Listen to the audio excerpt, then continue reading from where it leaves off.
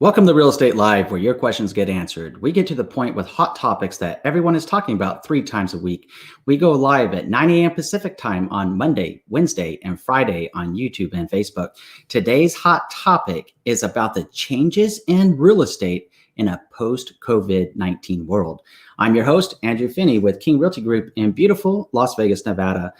We have a wonderful special guest coming in today from Billings, Montana, that we were having a lot of great conversations this past week about the changes in real estate, some of the things that she's doing as a broker owner to make things happen for her selling and buying clientele. I'm super excited to introduce you to Amber Uhren with Realty Billings out of Billings, Montana. So let's bring Amber up.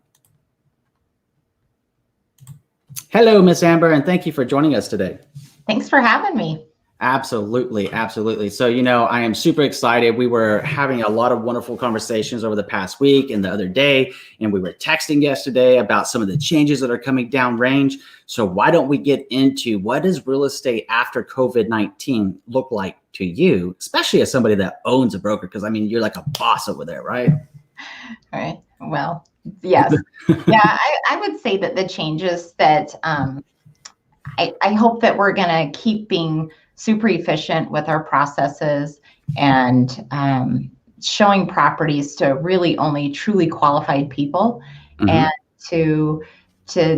the virtual tours, the technology that's out there, it really cuts down the people who are just kind of the looky-loos. Mm-hmm. I hope that we're going to continue just to really have the most serious people go through the property and make sure being approved is a big thing.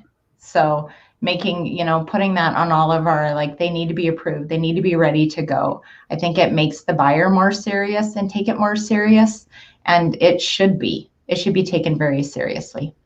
I agree with you. And I think that's an excellent point. And we were chatting about that a little bit because in my humble opinion, as a trusted real estate advisor, if somebody wants to go look at a home to buy a house, that first of all, you should either, if you're going to be buying cash, have your proof of funds ready to go. It's as simple as making a PDF as one of your bank statements. You can blot out your account number and all that fun stuff. It's very easy to do. And if you're going to get a loan, then why not begin the conversation with a loan officer? Get that stuff going and make sure you have your loan pre-approval letter, because it baffles me when people are like, hey, I want to go see this house. It's like a $1.4 million. And they're like, but I work at Denny's and I earn $35,000 a year. You're like, so don't want to be negative mojo or anything, but that's just not going to work. Right. Unless you got a lot of money in a mattress somewhere. Right. So the point that I'm making is why not take the time to take a step back and reassess the situation and think this through? And that's where I think there's a disconnect for some reason, not only with consumers, but also with other real estate practitioners. And it's very concerning to me because we need to set up consumers for success, not only in a pre-COVID world, but especially after a COVID-19. And, there's a lot of theories and a lot of speculation out there, whether this is going to be something that's around for many, many years to come as a seasonal type thing, or if this is like a one and done type thing. But no matter what, by coming together, we're stronger and better together than we are not. And my main concern here is let's be stronger by being smarter together so we can be better together by having a common path moving forward, right? So it really does come into the personal side of things and the professional side of things out of a basic human respect and decency towards each other, in my opinion. So when we're talking about real estate after COVID-19, I know there is a massive amount of people thinking, oh, the market's going to crash like it did in 2008. So I'd like to ask you, Amber, what are you seeing in Billings, Montana? Our market is still really strong. Even in 2008, our market didn't hit some big crash like it did around the country. In Billings, we're pretty conservative. So our appreciation didn't go through the roof. It's not, when we had that spot in 2008, it's not like it took this big crash where you see a little bit of slowdown, a little bit of movement, but we're still, and right now we're pretty busy. People are really taking advantage of these low interest rates. Your kind of starter home really, I would say anything under 300,000, we're seeing multiple offers. So right now in COVID-19, right even now, though people are scared to get out, or not everybody's scared to get out, but yeah, I mean, we're considered essential, so we're able to show with certain kind of restrictions and definitely a different way of doing business, but we are still really seeing people. We still have our programs here in the city that are helping people get into homes. You know, they have grants up to $15,000, and people are really still wanting to take advantage of that. We've seen a lot of calls, people moving here from out of state. So, I mean, we're pretty busy, all in all. That's good to hear. And I know that we're going to go much deeper into that as we go about the live stream. For now, let me give some shout outs right here to Pug Love in April, who says, good morning, everyone. Happy Friday. Pug Love in April, I absolutely adore the fact that you're with me like on every single live stream. You're so engaging and so positive. It really means a lot to me, my friend. And I hope you enjoyed the episode 3 of the Real Estate, the Untold Stories with the Hernandez family this past Wednesday evening. I couldn't help myself in that one segment where we were riding a pony wall. I just couldn't help it. And then, you know, finding the right music to go with it. I mean, I was like, I was beside myself. Amber, you have to check it out. Even though it was me doing that with clients and then doing it with me, I still I couldn't resist. Every time I think about it, I laugh. It's just so fun because real estate can be fun if we do things right. And if we make sure that full disclosure is made and that we are working together, you can actually have a lot of fun buying or selling a home together. But Pug Love in April, absolutely adore you and really appreciate that you're here. Meseret, thank you, my friend, for being here. Good morning to you. So just as a reference, Amber, Meseret shared with me that she actually, she sets her alarm. She says, she's like, I'm not a morning person, but Andrew, when you go live, I set my alarm so I can make sure I'm there. So she's going to be one very educated and savvy home buyer in the future. So Meseret, thank you so much.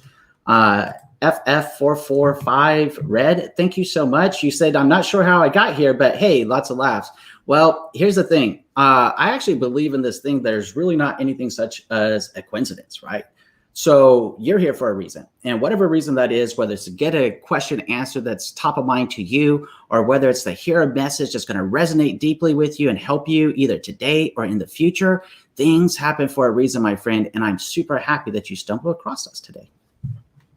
Claudia Alexa, good morning. Thank you so much for joining us, Claudia. It's great to see you again, my friend. And thank you for your positive mojo in the comments on the channel recently. Really, really means a lot to me. And I'm super stoked that you're here and so supportive. Thank you. Ray Florence says, hello. Thank you so much. Really appreciate you being here.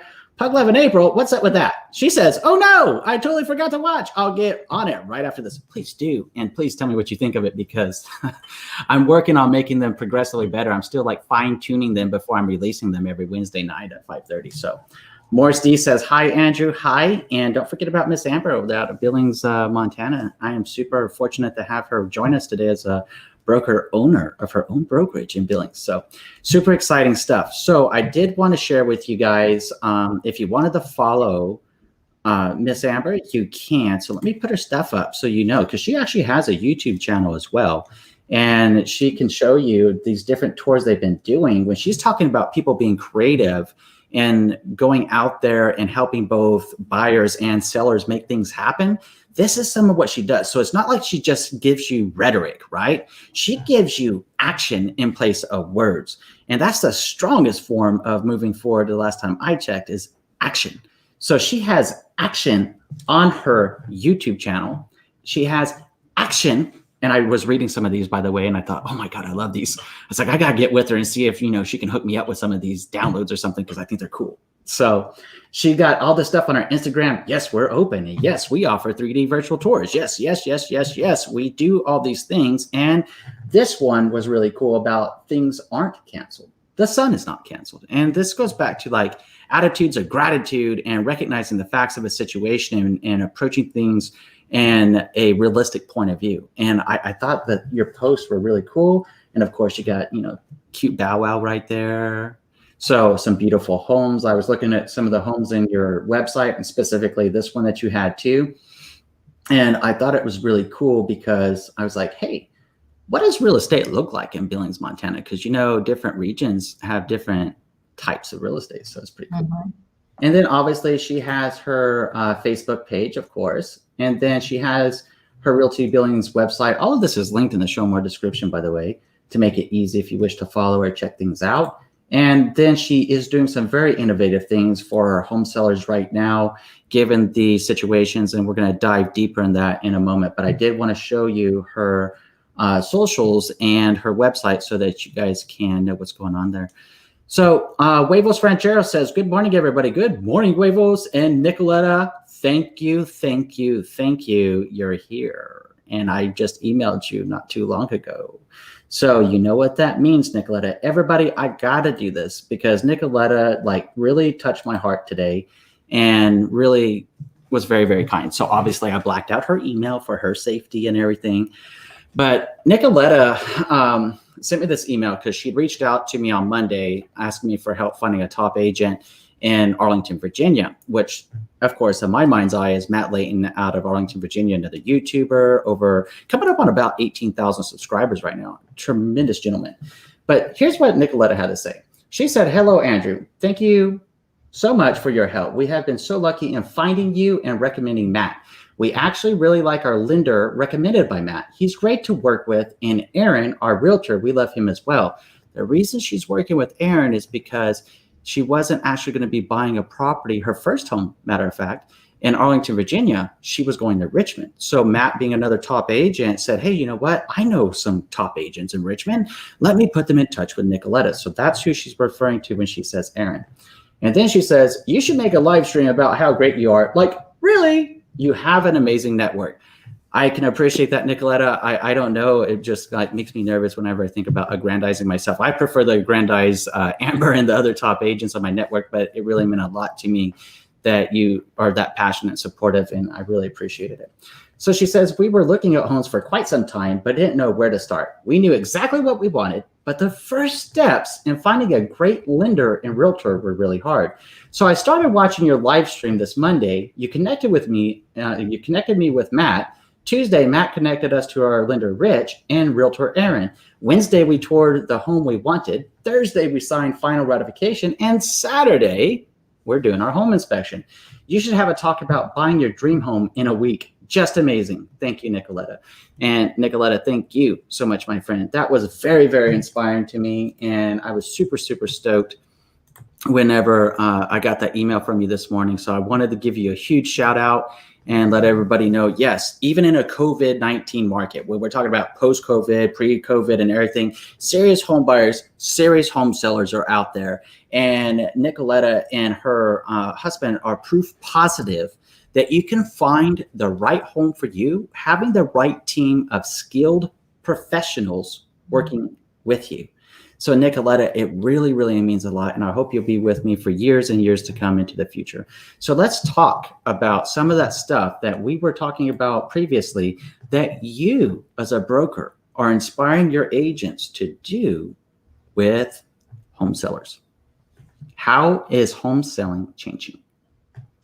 Well, we offer a lot of different options for somebody who's going to sell. So if we come in contact with a seller and they really have kind of some worn carpet, or if they need some rooms repainted, just need kind of a little bit of a touch up to maximize their value, we offer interest-free loan up to $15,000 to help them with their repairs.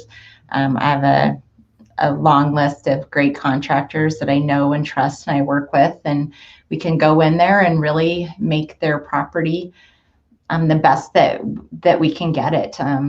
We do pre-inspections before we put the house on the market, so that we just really make sure that the property is in the best condition, so that when we do get that offer, it is smooth sailing from there. So we just try to pick out every sort of little possible bump in the road, and make sure that we can get the home sold quickly for our client.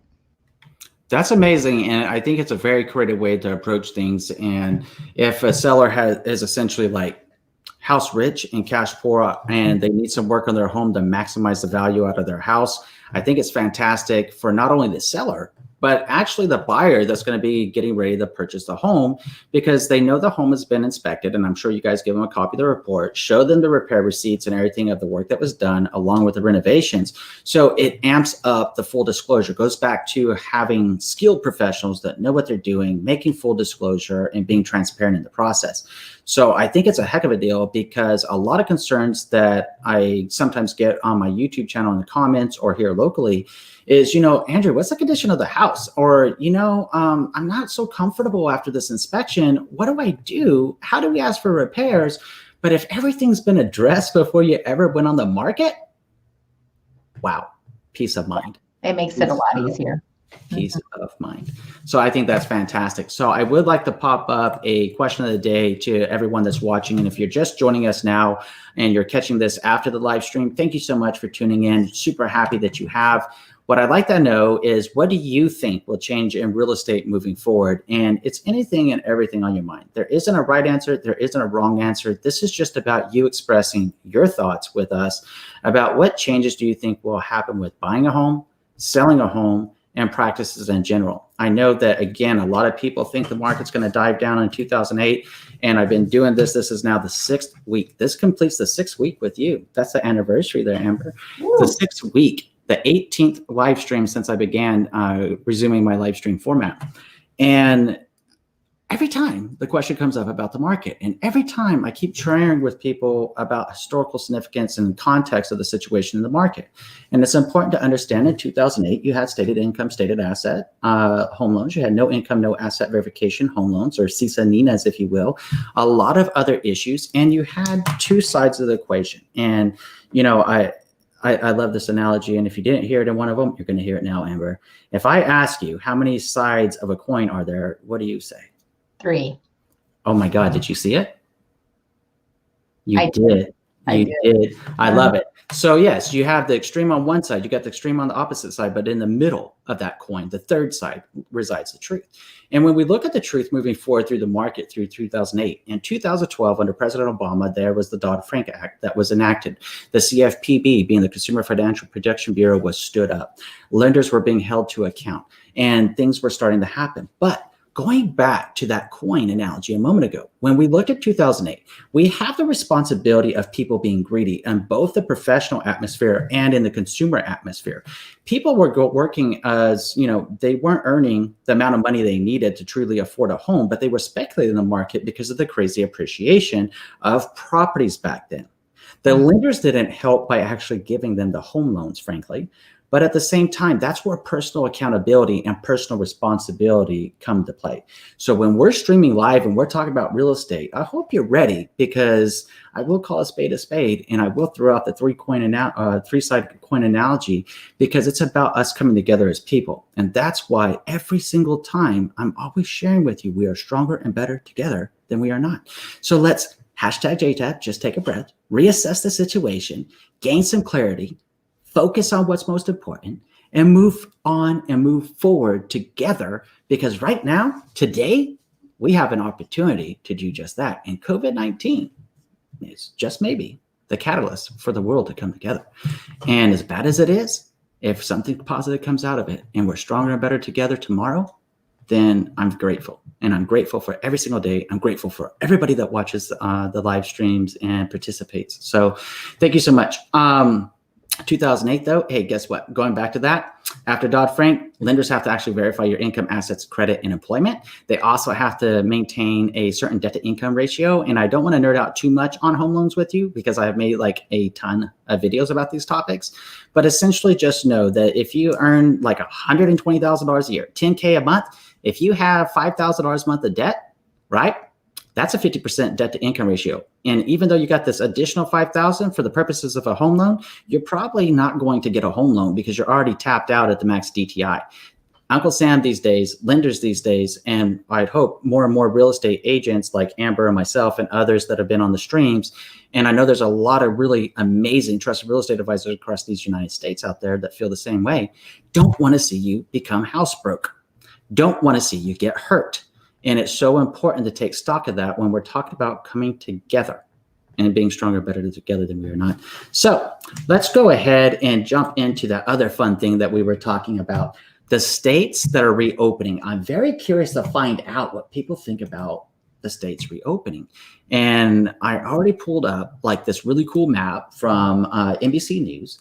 And after the live stream, I'll make all these links available. So if you want to check them out and see what's going on, then absolutely feel free to do so. But when you're looking at this map, right, it's showing you who's partially reopening underway, who's planning a partial reopening, statewide stay-at-home orders still intact. And only 2 states I noticed, being Utah and South Dakota, had no statewide stay-at-home order. So I thought that was kind of interesting. Mm-hmm. But all the same, very interesting color chart. And what gets more interesting is this link. If you're wondering what is the governor of your state saying, if you're not aware, and when they're planning to reopen your state and what those considerations look like, this link from CNN.com, you can jump right to your state and find out when they're planning on reopening your state, in what capacity. And this thing, obviously being on CNN, is going to be consistently updated along with additional links to help out. So all of this stuff is going to be made available to assist you guys moving forward. So the state's reopening.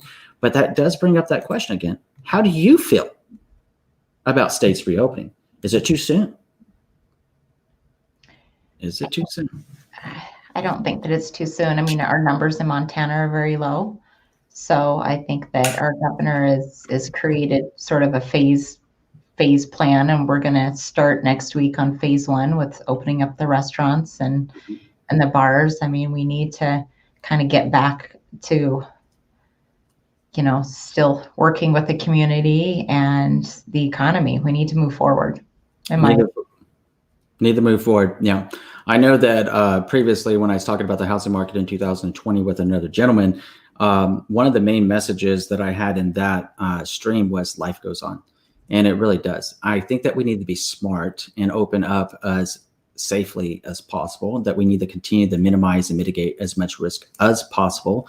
At the same time, life goes on. I just think this whole situation was grossly mishandled, frankly.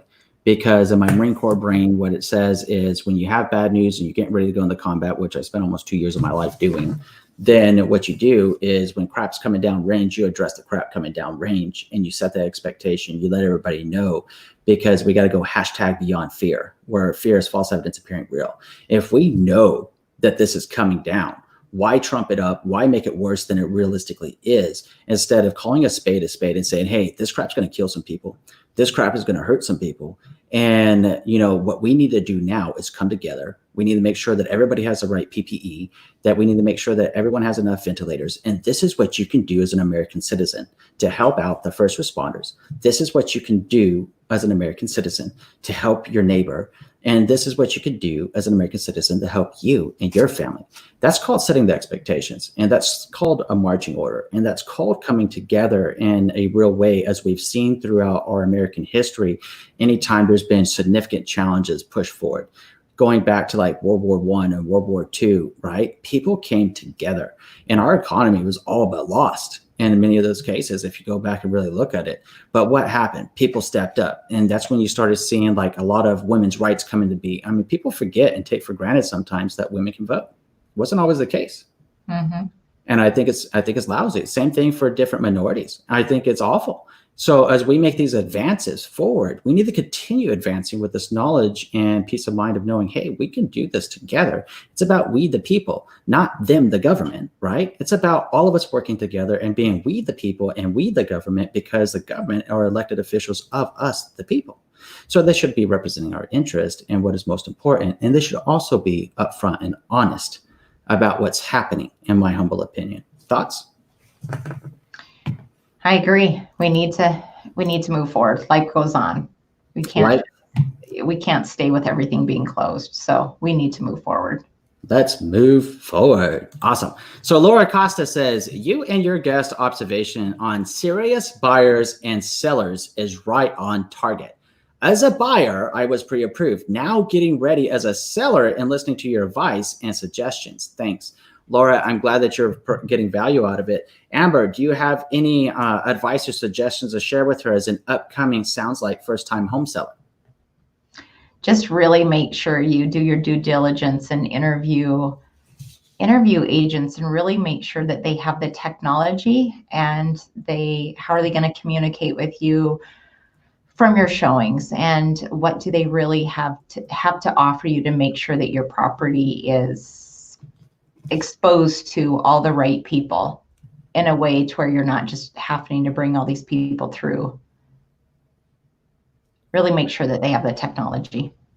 Fantastic. So I'm actually jotting notes. If you're seeing my bald spot on my head back here, maybe fortunately this head thing prevents it from showing so much.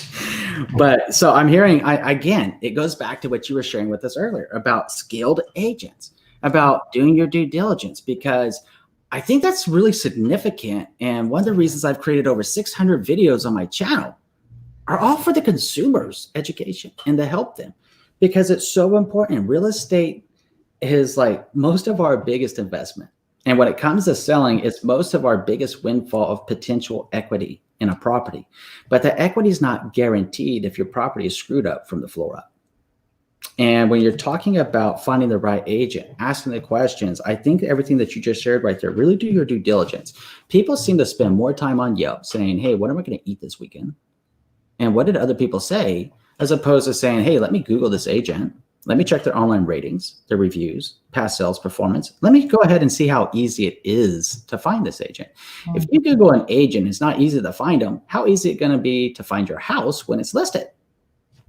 Kind of no brainer right here, right? But people overlook it, and that's why we share it. And that's why I'm glad you're here with us. Technology. Obviously, technology is ever evolving.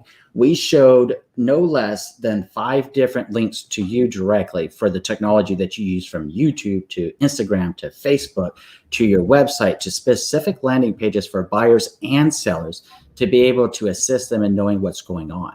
So I think that's really, really important to highlight on technology, just like we're using it now to essentially we're live. We have a live stream. So if somebody wanted to join us on screen, I make a link available every single time. And, I keep hoping, and I'm like, one of these days, somebody's going to actually jump on the live stream with us. It's going to be so amazing. And we're going to have a great, respectful conversation. And it's just going to be freaking amazing. And then more people want to do it. But at the same time, attitude of gratitude and happy for everything that we got. But going back to that, you say tech, you say communication. Communication goes hand in hand with trust, does it not? Absolutely. You have to trust that your agent has your best interest. Absolutely. And that's something that I believe you guys are showing at Realty Billings by giving an opportunity to a prospective seller that may not have as much cash as they realistically maybe could really use to improve their property and net more money on the property, which goes back to it actually benefiting the buyer in that case, because now the buyer is getting an inspected home that has been renovated, that has up to the current inspecting standards. I mean, peace of mind, right? And I think that's really important when you're talking about that, because I can envision a situation that people in people in Billings, Montana should really know more about you and what you guys are doing, because I have not heard too many of other agents that offer those kind of services. And I'd be willing to bet if I started deep diving Billings that you're probably the only one that does that. I don't know. I don't know if anybody else. You're amazing that way. You have a great brokerage that way. So then you're talking about offers and exposures, right? So you're essentially talking about exposing a property.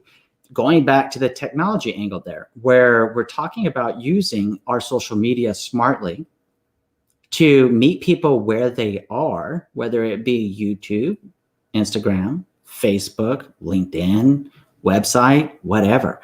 I think all of those are really great points, but it really begins with that first one that you said, Amber, due diligence. And I think that's true of not only sellers, but also of home buyers. People sometimes think, oh, well, you're a real estate agent. Anybody can be an agent. Okay. And that may be true in some ways, because I actually found the real estate test to be extremely easy. I was actually baffled by how easy it was if you just studied, right? At the same time, what I found was more problematic was, how do you become a successful agent? Because nobody really teaches that all that much.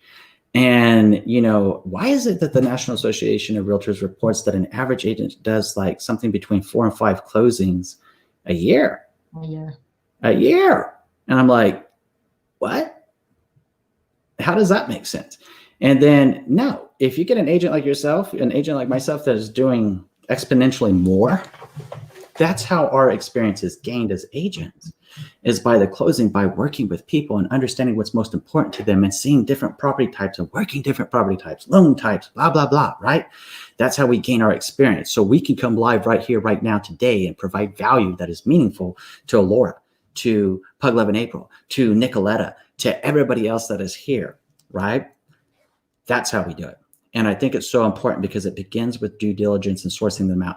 We just heard from Nicoletta in her email earlier today how hard it was for her and her husband to find a top-notch real estate agent and lender they felt comfortable, confident, and trusted working with.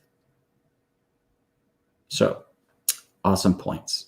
I love your due diligence. I love, love, love that. So Kenyon says, great analogy. Must be referring to the three-sided coin. Love it. So Tiger Texan Roughneck Superfan. Whew, that's a biggie. Okay, Tiger, thank you so much for being here. If I may, I'll just go with Tiger. What about answering my question I had yesterday about buying a home that's 65% finished? I did respond, Mr. Tiger. I'm not sure if you saw that, but I did respond to that. And it begged the question in my mind's eye, and I'm glad that we have Amber here to gain additional perspective on this. So essentially, let me paraphrase what he was asking me yesterday. And please check for the response, Tiger, because I sent you kind of back a little bit of a long one. But at the same time, he was talking about what if you're buying a new construction home, it's 65% completed, and you still have the opportunity of having the interior design options done, right? And now that I'm thinking about it, see, give me a moment. And this is where being live fun is fun, because I got kind of like one of those phonetic memories, but sometimes it takes a moment to get warmed up. So you did respond to that message that I responded to you. And in that response, you said that this home, you were getting ready to sell a house to buy this home, and this home was going to be your forever home, if I'm not mistaken. And that was your plan. But still, buying a home 65% finished. So what I would like to know from you is this a major builder that you're talking about? Is this a custom builder that you're talking about? Or is this somebody that went belly up that you're talking about? Because when I hear 65% finished in a new construction phase, what comes to my mind's eye is what's called quick delivery homes.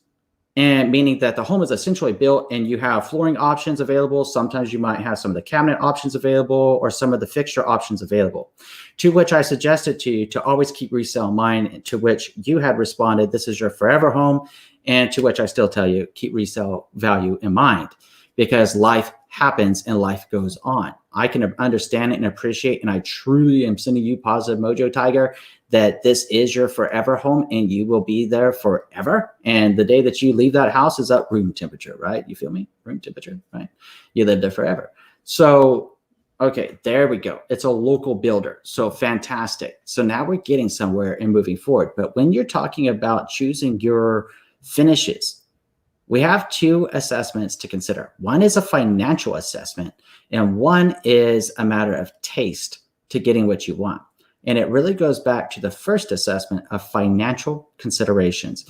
Because if you're saying that you're going to live in this home, and this is why I shared with you about future resale, because you're telling me what design fixtures and what should I do as far as the interior is concerned, that's up to you. So if it's a forever home, put gold floors in if you want, make diamond, fixtures if you want. On resale, would that be such a good thing? No. But is it something that if it's meaningful to you and it's truly a forever home, okay, do whatever you want to it. If you have marshmallow looking floors, okay, do what you do because it's for you. But if you're looking at resale, and when you're asking me as a trusted real estate advisor, Tiger, about options and stuff in a property, my mind always, even in my personal property, clicks back to future resale. I have no plans of selling my existing home that I live in personally right now. But at the same time, when I renovate the home, I'm always thinking about future resale, even though I could see myself being here forever if it came down to it. But my mind's eye knows that life changes.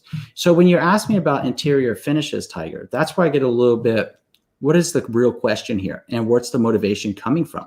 Because if you're asking me about interior finishes, I'm always going to tell you, keep resale value in mind, do tasteful upgrades to a property, make sure that you're choosing out perhaps solid surface floors. And I have had comments that gave me a counter on that said, hey, Andrew, what about cold states? Maybe we like carpet. Well, to me, I would still prefer a hard floor because it's easier to keep clean. But maybe that's not a thing. Maybe that's not what buyers want in those areas. Maybe they do want carpet. And being that Amber's and Billings I think you guys get this thing called snow over there. So that's where she can jump in with us too and let us know what her take is on this. But my mind's eye always says financial considerations, don't break the bank, make sure you got your reserves moving forward, and make sure that you're making the decisions that are appropriate for you, that are going to give you the kind of options that are available to you through the local builder, that are going to be the most meaningful and impactful for you and most convenient for your lifestyle. And that last little blurb sums up everything in my thought to your question. Amber, what is your professional considerations? I think I see where home buyers go directly to the builder. And I think it's really important that they do have a trusted advisor, realtor, to help them through that process, because those upgrades add up super quick. And again, it's back to your, resale. I've seen people go 30% easy over their budget. I mean, if, like you said, life happens, what are you going to do? Like, really keep that in perspective. And really, I think, again, back to using somebody that you really trust, help kind of keep you in check with your upgrades and your finishes is so important. Just to bring up full perspective, because I like to try to give everybody value here, right? So here's the actual comment. It was on 6 questions I asked in a new construction home. Tiger said, what about buying a home that's not on the market, but the building phase is, let's say, 65% complete when you buy it? Being able to customize the own interior to make it yours, pointers. My pointer in the type of home renovation I did on my home, being an existing home, I still made it the way I wanted. I blew out 2 walls in my property after making sure they weren't load-bearing walls because I wanted more of an open concept flow from my kitchen to my family room. I also ended up tearing out all of the old cabinetry because it was old, it was worn, and I wanted to go back, and for my peace of mind and knowing I could tell a future home buyer, as far and as my peace of mind as a homeowner, I replaced all the electrical, all the plumbing, everything brand new, ripped up the floor, had the floor completely redone, the air ducts redone, had everything redone brand new. So it went back to my lifestyle, though. I like open concept. What happens, again, I am a combat veteran and I do have some health concerns, right? What happens if I end up on a hoverbound here in about 20 years and I need to get around my house? I need to make sure that my passageways are big enough and my house is open enough to support me. So that was one of the reasons I wanted to open it up. And it's also something very good for resale value here in Las Vegas to have an open flow home with an upgraded kitchen. I chose a double wide refrigerator. Right? Those full side-by-side refrigerators and everything else that like commercial, gourmet kitchen style. I have one of those because I wanted to be able to store enough food and have stuff for guests and, people that would be coming in the home that I'd be hosting. And I didn't want to run out of space. So I made sure that I upgraded that. Also adds future resale, even though an appliance does not add a material value to a home, it adds to what's called a sellability factor, right? So these are things that I do, and things that when I bought this home, it was like built in 1990 and it was traditional 1990s vintage. It was Southwest style from the peach color and the seafoam green carpets when I bought it. Carpets were the first thing that got ripped out, solid wood floors put down, right? Now going back on that logic, I might have preferred to have like wood grain tile floors as opposed to like real wood floors or whatever. But the reason I went with real wood floors is I thought it personally kind of looked a little wonky to me having the tile grain floor next to a travertine floor because it's a 3,400 square foot home and, 1,800 square feet of travertine. So I was like, if I do 1,600 square feet of wood grain tile, it's tile on tile just wasn't looking right to me. So I went with a different medium at that point. So then you said, I'm thinking about tile on the bathroom floors. Will that help resale value? Look, you can't sell a home in here in Vegas anymore without having at least a linoleum floor or some type of solid surface floor because that's a wet area. All wet areas have to have solid surface floors, at least in Vegas, because it can cause damage to the house, right? So I would definitely think that that's a smart decision. Amber, I've been going on about this a little bit, and I have his comments up right there along with mine. If you care to take a perusal of it and let us know what your thoughts are, that'd be great. Again, just keep in mind what your finish is for resale because life does happen. So I just see people get carried away. I think that, tile is great, but grout wears away and it can be an issue down the road. I mean, you have to just look at all the the different finishes in each area. We don't have a lot. I mean, we have tiled floors, but we do get cold. We get a lot of snow. So what's the preference in, let's say, Billings, Montana, for reference, when we're talking about what do you see more of in your market? Is it something that a buyer is more desirable of a home that has carpet or solid surface floors, or a mixture of the two? And if so, where would it be applied inside of the residence?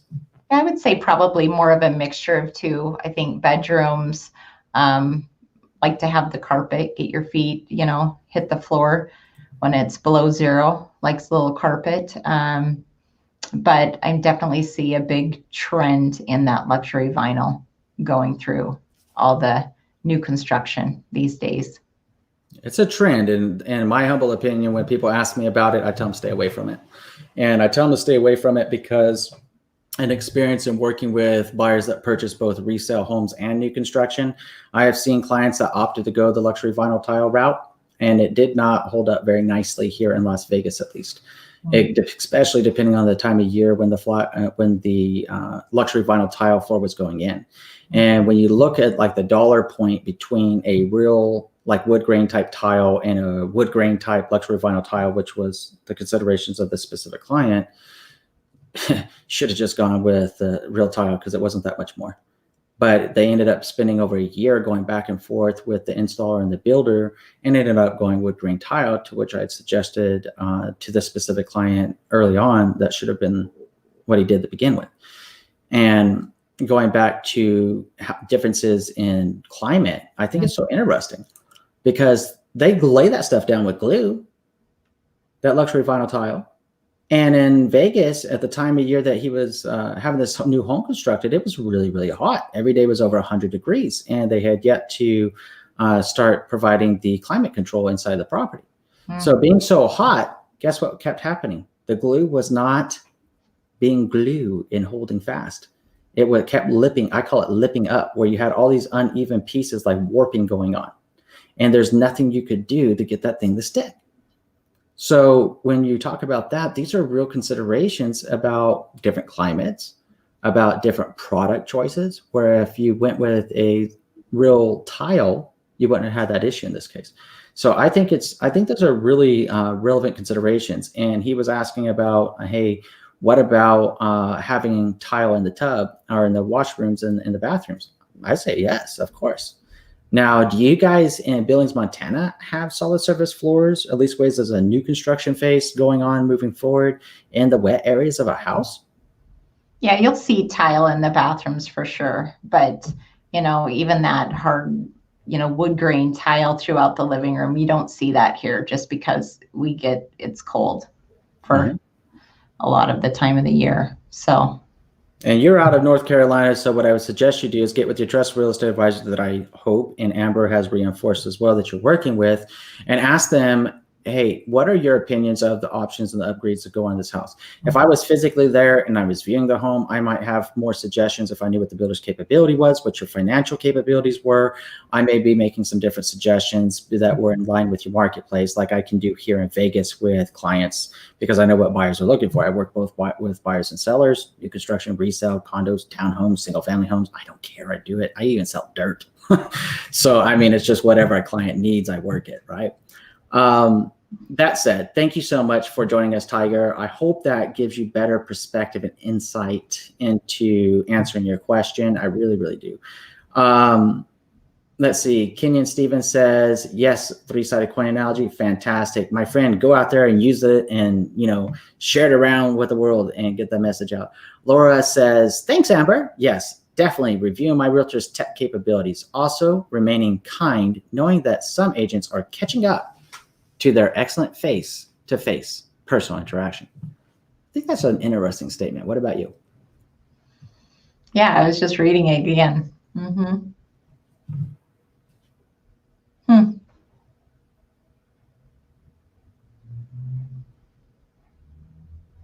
So any specific thoughts or additional words for Miss Laura?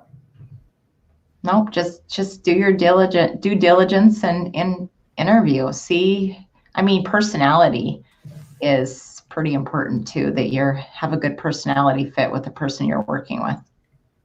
Absolutely. You got to be able to trust them. And Laura, I think that's really cool that you made the comment, remaining kind.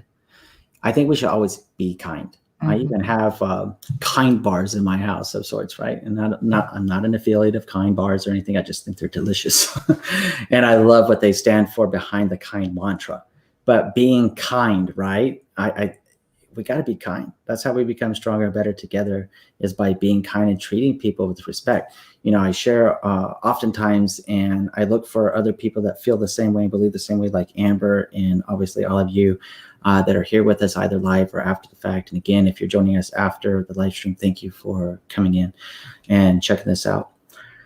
But when we think about everything, right, it goes so deep into being people and treating each other with respect. And if we think about the fact that we're more alike than we are not, then we're building a foundation. So let's use the house analogy, right? We're building a strong foundation based upon what makes us alike, so that based upon that strong foundation, we can then build a bridge over what makes us different with love, joy, and hope in our hearts by bringing people together.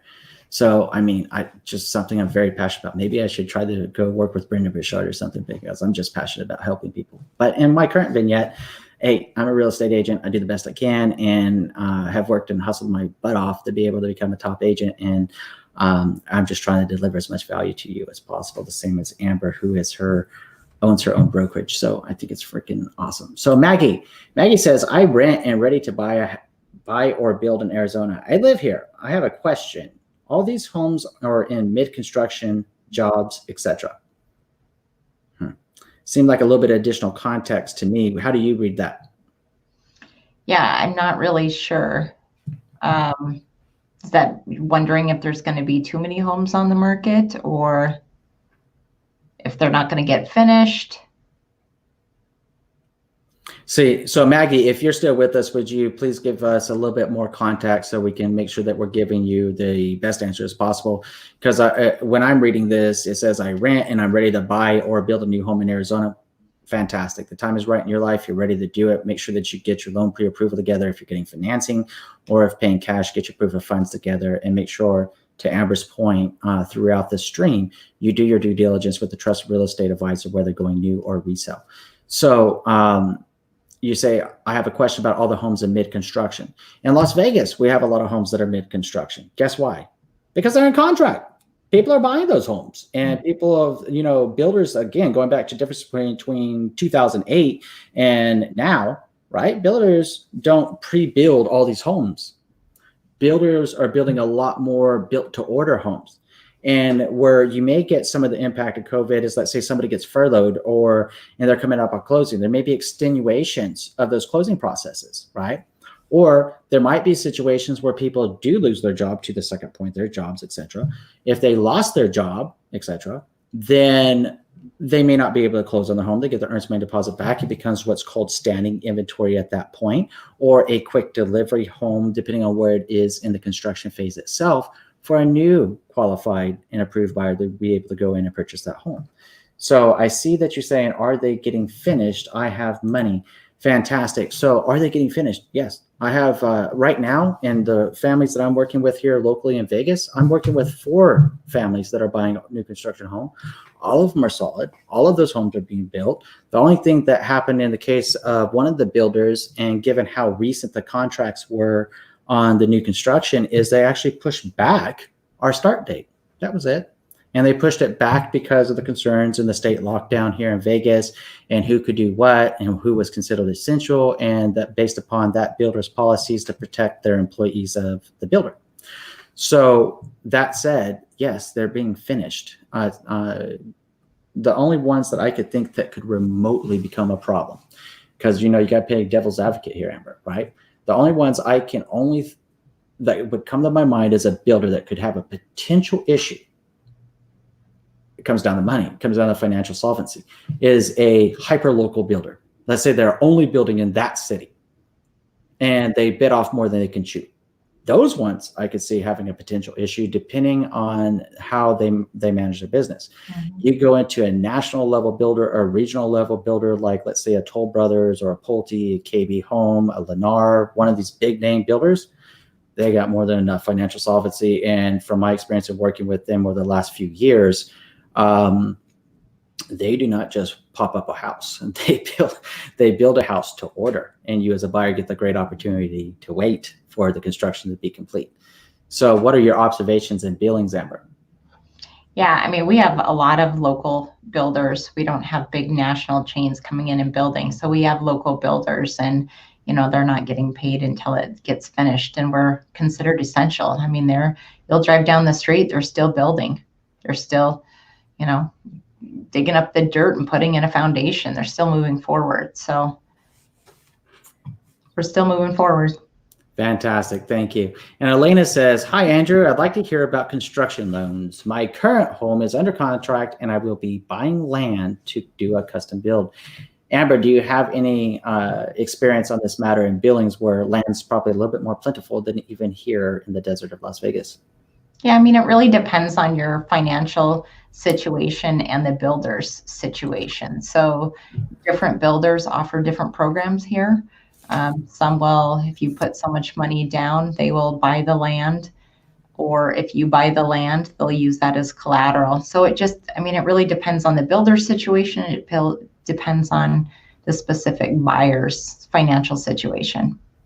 That's a great point. And I'm glad that you brought that up because there's also different loans. Again, I know you're not a loan officer. At least I don't believe that was one of your skill sets, though probably a huge amount, as I do. But I'm not a loan officer.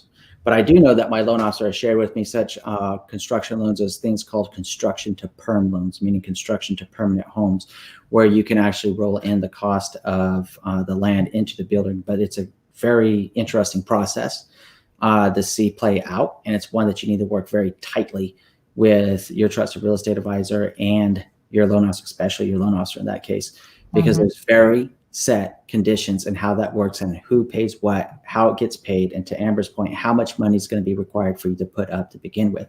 Now, Elena, I recognize your name from different live streams and around the channel, right? So what I'd ask you to do is come back on Monday when Bill Marin, the loan officer I work with a lot here in Vegas, is on with me, so we can get you the best answer possible to that question. If you'd be so kind, again, please join us Monday, 9 a.m. Pacific, and let's make sure we get it right from a loan officer's point of view so that they can share with you the best scoop possible and different considerations you should know to best answer your question. Ivy says, what do you think about paying a buyer's closing costs? Ivy, thank you for joining us, and thank you for your recent comments on the channel as well. It's been a delight. Amber, what do you think about paying a buyer's closing costs? Well, I think a lot of sellers in our market are being asked to pay the buyer's closing costs. It does help the buyer to be able to move forward on the property. One thing that I think buyers need to keep in consideration, that if a seller is paying your closing costs, let's say even, $5,000 or $6,000, it's crazy how much people are asking a seller to contribute to be able to move forward. They also need to keep in perspective that they're not going to go through and make the house perfect.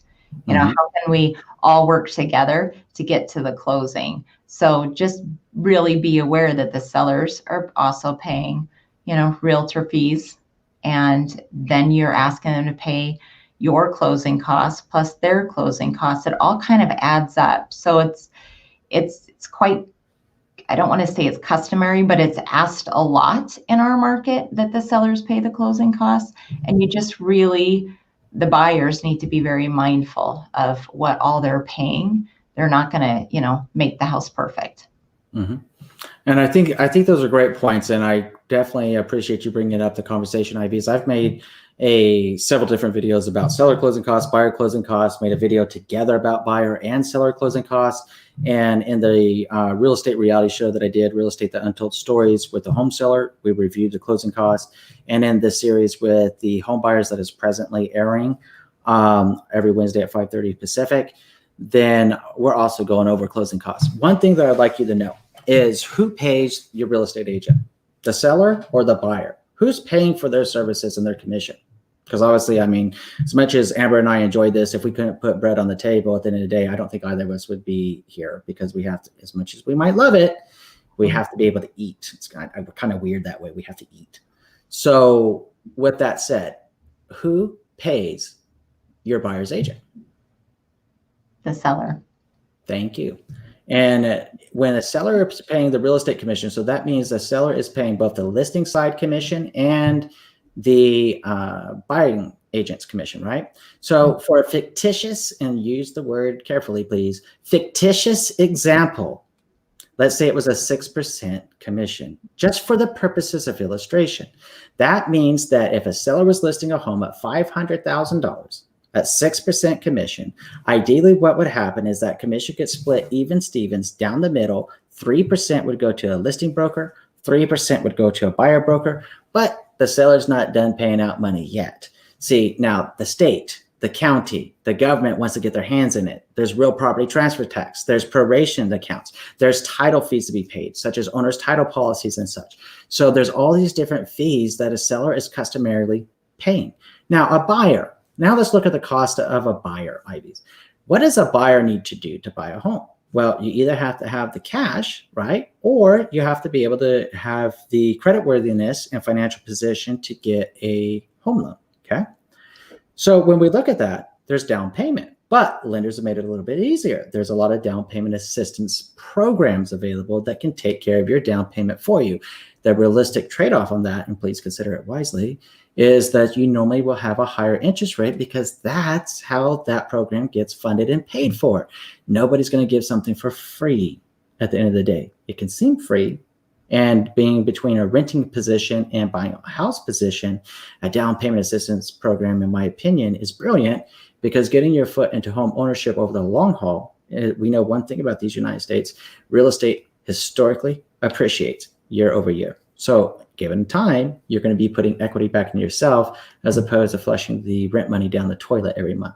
So that being said, then there's this other side of it. So when you buy a home, you got the down payment side, you got the buyer closing cost side. Now we have another top agent with us from Billings, Montana, Amber Uhren, with us. So I normally suggest to buyers that when you consider buyer closing costs, that across these United States, you're generally looking at between 2% and 4% of the value of a home. And I normally suggest, at least here in Vegas, because we're not an attorney state, right, to factor roughly 3% of a price. So back to our $500,000 home, if you did a 3% down conventional home, 3% down payment conventional home loan, right? And you have 3% buyer closing costs, you're at 6% between your down payment and your buyer closing costs, 30 G's, boom. And then I would suggest having some extra money, obviously, because you're going to have moving costs and different things you're going to want to do to the home or get for the home whenever you close, okay? Now, Amber, what is the suggestion that you give home buyers and Billings to be prepared for buyer closing costs? Well, it really, in that price range, we're seeing in our market multiple offers. So obviously the buyer who has their own money or can wrap it in with their loan is going to be in a better position to be able to get that property over somebody who needs the seller to pay those fees for them. So you really have to look at your big picture. And if you really, really need the seller to pay them and that's your only option, then just don't fall too in love with that house, because you might go through a few houses before that you're the winning bidder. It's just best to be able to pay your own fees if possible.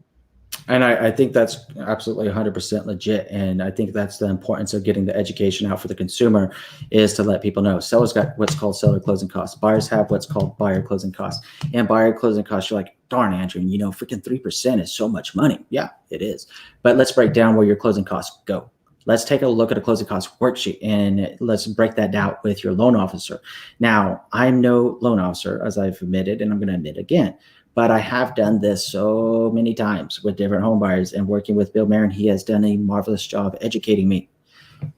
I can tell you, every time we're closing with a home buyer and I look at the amount of money in the closing cost by percentile, roughly 2% of that 3 go to you, the home buyer, in the form of what's called impound accounts for your monthly principal, interest, property tax, homeowners insurance, prorations, collections, to you. So when you ask a seller, hey, Amber, if Amber's a seller, I'm a buyer here. I'm like, hey, Amber, I love your house and I'm going to use a down payment assistance program. And I'd love for you to pay 3% of my buyer closing costs. I'm essentially asking Amber to pay 2 months of my mortgage. And my suggestion is always to get real about that thought process with a litmus test. And the litmus test is this, and it works both sides, seller and buyer. Just, again, playing devil's advocate, even Stevens here, right? The litmus test is if you were the home seller and you knew you were going to be paying 6-7% out the door, total commissions, maybe somewhere between 6 and 8% total percentages of your home for closing on your home, would you be, if you were a buyer and you knew that, would you be open-minded to paying a buyer's closing costs? Right? Because if you were going to be on the hook for that much commission as a seller and a buyer asked you to pay the buyer closing cost, would you accept their offer? To Amber's point, would you be accepting another person's offer that didn't need it or needed less of concessions, right?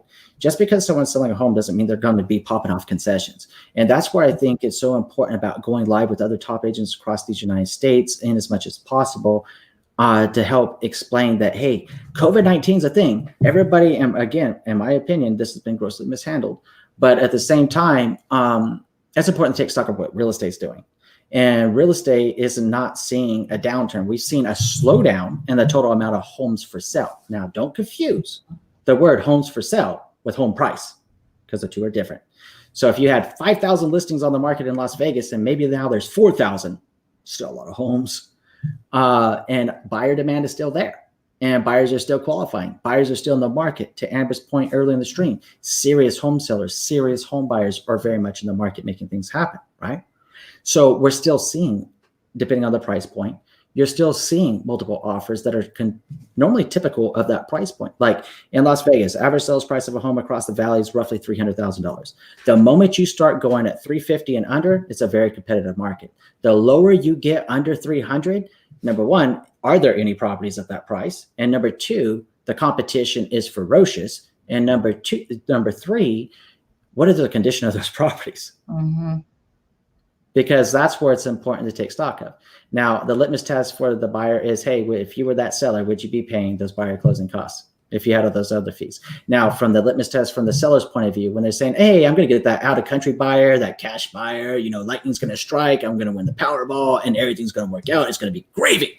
I got the nicest house in the most sought-after community ever in the United States. It is the most glorious thing. People will die to buy this property. Well, if they died, then I guess I can't buy, but I get your analogy and let's go with it, right? Would you as a seller be willing to pay your own price?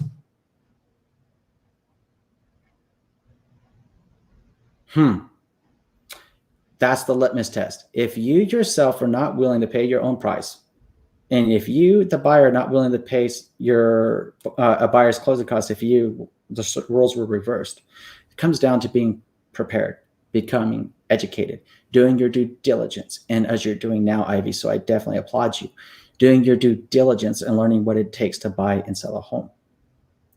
Because we have to be prepared. We got to take personal ownership and accountability of our actions, our behaviors, our thoughts, and our words. We have to own the decisions that we make to be able to improve ourselves personally and professionally. So my friend, I definitely appreciate that question. And it's one I'm very passionate about because I hear sellers, hey, Amber, there's going to be this Chinese foreign investor and they're going to buy my house cash, or this Russian mogul that just wants my house because it's the best thing ever. And they're going to give me straight cash for it. And they're going to overpay for it. And they're not going to want an appraisal. And they're not going to want anything done to the property. Okay. Really delusional. But it's something that comes up, right? And it's important to be honest, going back to the three-sided coin, going back to calling a spade, right? It's important to take reality of the situation because this is born from this notion, and tell me how you feel about this, Amber. This is born from this notion that people are stupid. What do you think when you hear people say, people are just stupid, Amber? I think the consumer is way more educated because of the internet than people really give them credit for. They know what houses are going for. They're all following all the websites. They know what houses in that neighborhood have somewhat sold for and how quick they've sold. I mean, I think they're more educated than people are giving them credit for. I think that's a great point. And to a deeper notion on that, when I hear people say people are stupid. So let's say group A says people are stupid. Group B says people are stupid. Group C says people are stupid. At some point, people in group A are calling group B stupid. Group B is calling C stupid. C is calling A stupid. B is calling A stupid. But are we really stupid? No. This comes back to stronger, better together and focusing on those things that make us alike to build that bridge to understanding about those things that we are different upon. And that comes back to personal accountability, taking ownership of your actions, behavior. And number one is treating people with love, joy, and hope, and treating people with respect and dignity. There's nobody that's stupid. Because Ivy's, I'm sure that you're doing something as a living in a profession that I would probably be completely ignorant on. If you're a neuroscientist or if you're like a neurosurgeon, don't let me in somebody's brain, please. Because if I get in their brain and I'm operating, I'm going to mess something up and they're probably dead. Okay. Now, somebody comes in the real estate, then they walk into Amber's office and, if they try to tell her how to do her job, that's probably not going to work very well because you see Amber's highly experienced, highly trained, and highly knowledgeable. She knows what it takes to buy or sell a home, and she can guide you in that. Now, somebody else goes to someone else's profession. Are we going to know everything about it? No. Would we sound stupid to that person that thinks people are stupid? Yes. But at some point, even that person that says that people are stupid was also stupid because that's why they went to university. That's why they went to school. That's why they got licensed. That's why they got experience, right? So again, we're not stupid. We just don't know everything about everything. And I don't know that any of us can. But to Amber's point, we have Google. We can research things. And that's what you're doing now. And by being part of this live stream, being part of the Andrew Finney team channel, and being part of our community here, you're making the right steps to learn about buying a home. Now, is everything negotiable in a contract at the end of the day? Yes, everything under the sun is negotiable between two agreeing parties. How realistic and how probable are said negotiations? That is an entirely different matter.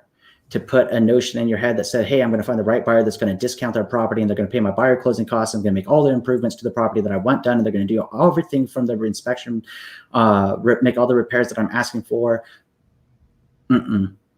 Because if it were you on the reverse side, would you do it? That's the litmus test. And that's the get real moment, right? So I really appreciate the comment, Ivy's. I know I've gone on this for very deep, but it's one of those things in real estate that come up again and again and again. And they're just as get me going just as much as Amber's earlier point about taking time and doing your due diligence, making sure that you have the right team, the right agent that you're working with. And to Nicoletta's point about how hard it was for her to find one. Unfortunately, we were able to connect by courtesy of a live stream and help her find the right people. And now she's in contract on her new home. So T-Car Carrasco says, your thoughts on a home style renovation mortgage? My friend, Monday, 9 a.m. Pacific.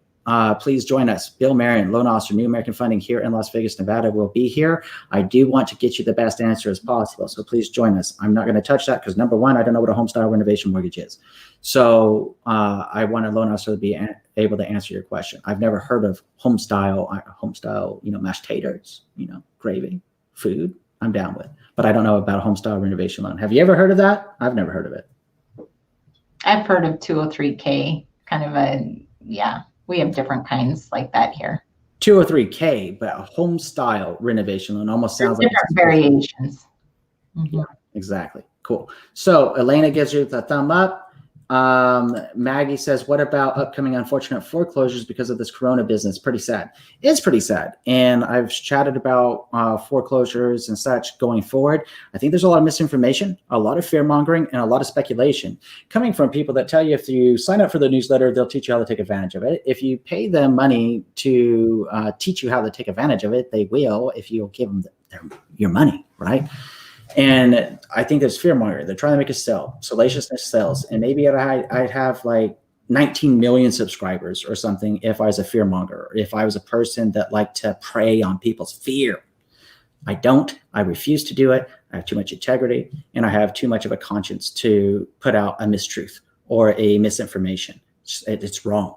So when you're talking about foreclosures in the market, right, we got to take stock of this whole notion again, going back to changes that were made after the 2008 collapse, going back to President Obama, 2012, Dodd-Frank, Consumer Financial Protection Bureau, accountability of lending practices, debt-to-income ratio, income, assets, credit, employment verification, on and on and on and on with all these things from a historical context point of view.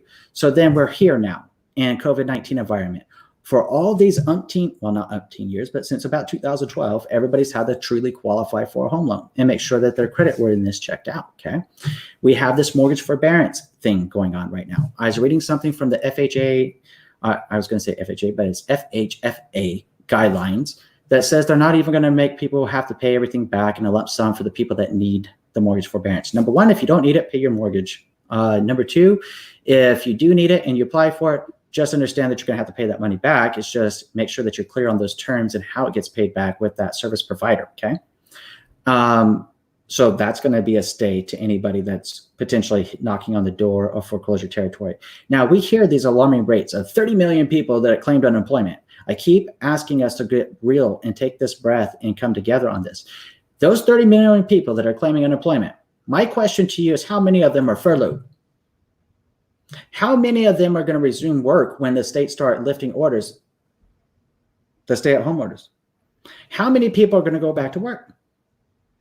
How sharply will that unemployment high line right now decline when people start resuming work?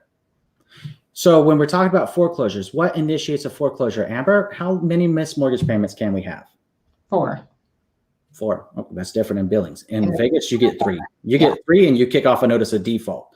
And then you initiate the foreclosure process, right? So what I'm saying there is we've been in COVID territory for how long right now? Not 3 months worth. 6 weeks. Yeah. I started kicking off these live streams a moment that people started getting furloughed. And that was coming down range, which was 6 weeks ago. Okay. So when we talk about that, if you have to have 3 missed mortgage payments before you initiate what's called a notice of default, the beginning process of a foreclosure proceeding, you're essentially approaching 2 months in. But then you get this mortgage forbearance situation, right? And then you have the situation, and this one baffles me. When you talk about taking a step back and looking at that coin, Amber, one extreme on one side, one extreme on the other, one extreme saying, hey, the world's falling down, let's play Chicken Little and the sky's falling upon us right now. The other saying, I got rose-colored goggles and kumbaya, everything is perfect, never better. But the truth residing in the middle of the third side of that coin? How many Americans that are homeowners have equity in their home? More than ever.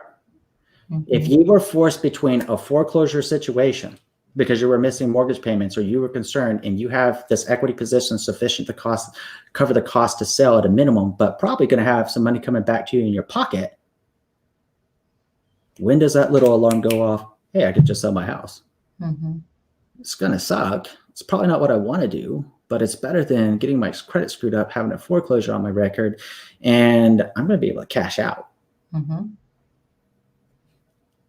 Unless you bought in the last 12 to 18 months, and even then it's questionable depending on where you are in the country, you would be in a very real position to be able to cash out the equity in your property, cover the cost to sell without owing any money.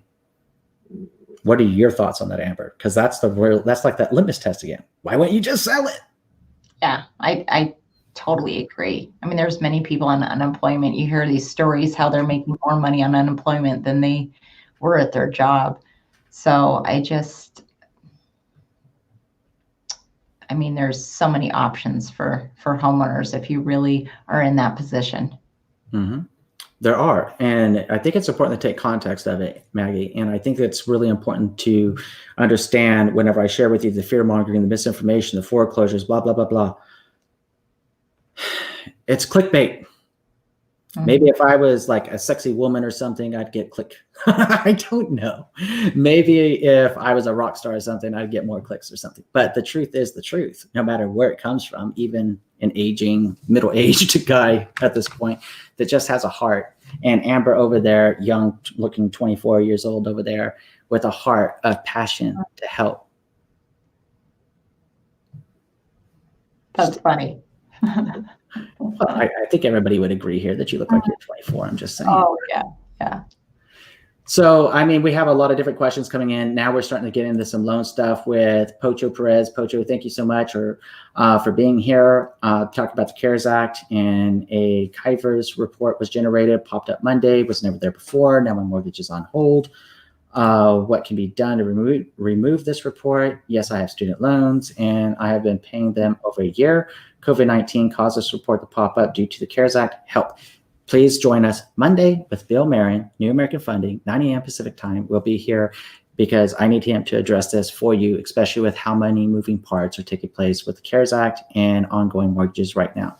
That is a great point. I recognize your name, sir, and I definitely appreciate you checking back with us. Maggie says people will be working from home now, also, if at all possible. True statement. I see. Now that one gets into a whole different thought process, Amber. Corporations that have been telling people, you got to come to work, you got to slave away, and you got to be here. And if you're not here, then we're going to fire you, right? Shot yourself in the foot now, because now they've proven the concept works with people working from home using technology like Zoom meetings and everything else. And if people are just as productive, why wouldn't you let people work from home? If they're just as productive? Maybe you still need some physical location, obviously. But for those people that do better in the home environment, why not? I think that's a great point. And I think it's interesting to see how that plays out in the future. Morgan Curtis, I have a question about renovation mortgages, i.e. 203K, Fannie Mae, home style. I have heard that many lenders are no longer doing them. Is that true? Morgan, Monday morning, 9 a.m. Pacific time. Please join us. Bill Marin, New American Funding, Las Vegas, Nevada, will be here with us to answer your loan-related questions on Friday. Hey, and this week, after Monday, Bill had to tap out, focus on his family time, and make things happen to take care of his family.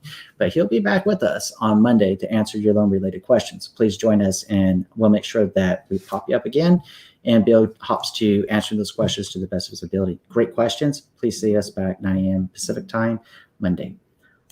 Adrian M. Yes, home ownership plus working from home equals happiness, less pollution too.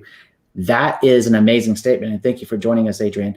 I have noticed, and Amber, have you seen those pictures online about like the less polluted and how significant it is? Like San Francisco, China. I mean, my goodness. We don't have that here.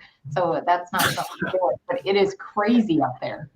Not everybody is from Billings, where the land is wide and the weather is clean and the air that you breathe is like nourishing, right? Yeah. Mm-hmm. Here in Vegas, we're a big place. We're in a valley, so you get the smog. In Los Angeles, you get the smog. You get smog in these big cities, and I saw the before and after pictures of Vegas, just like the Strip, and I was like, oh. And I knew it was bad because sometimes I'm driving on this outskirt freeway called the I-215. It's a major freeway, but more on the western perimeter of the city, kind of like a big C in reality. But you can see the whole valley in the Strip when you're on one side of it going north and south, and you can see that smog layer over the city. Now, whenever I'm driving to go meet with somebody, whatever the situation may be, then it's clear. And when I saw that from China and I saw that from all these other parts of the country, I was like, that's amazing. Mm-hmm. And it goes back to stronger, better together and waking up and having an opportunity to do it here right now. Because part of being stronger, better together is recognizing Mother Nature and the animal kingdom. If Mother Nature gets tired of us, she'll kick us off this planet and we're extinct. But if we take care of Mother Nature, she'll take care of us. If we take care of the animal kingdom, they'll keep reproducing and we'll keep having this thing called food in our stomach because we're kind of carnivorous, a lot of us, unless you're an herbivore or a vegan, right? Whatever's clever. But we all got to take care of each other and we got to take care of Mother Nature. So I think that's awesome, AJ. I'm glad that you brought that up. Yep. Definitely much cleaner. So we've been streaming just over an hour. And I would like to say thank you again to our friend, Amber. Amber, you are always welcome back, by the way. You're freaking amazing. Thanks. We certainly appreciate your insights today. Now, do you have any parting thoughts as we adjourn today's live stream that you'd like to share with everyone? Just, again, find a trusted advisor that can really help you through the process, whether you're buying or selling. That's the most important thing, I think, is to really find somebody that you can trust, you connect with, your personalities match, they're experienced, and you get the right information and make your decision from data, not from all emotion. I mean, again, back to that fear. Hashtag Beyond Fear movement, right? Hashtag beyond fear. Move beyond the false evidence appearing real. So Amber, thank you so much for joining us, my friend. Come back anytime that you like. I'm glad that we have a new friend in Billings, Montana. Anybody that contacts me from Billings, trust me, you're getting the call. And I tell them, hey, check out this live stream and you'll see how wonderful she is, and go from there. So I'm definitely wishing everybody a wonderful weekend. And as we wind down here, I'd ask you to remember one thing. And that one thing being is that with a smile comes positivity. So please go out there and be the reason someone smiles today. And we'll see you guys back Monday at 9 a.m. And for all those loan-related questions, again, please join us 9 a.m. Pacific time. Bill Marin will be here in the answer room. Enjoy yourself a beautiful day and an amazing weekend. And we'll talk with you on Monday. Thank you.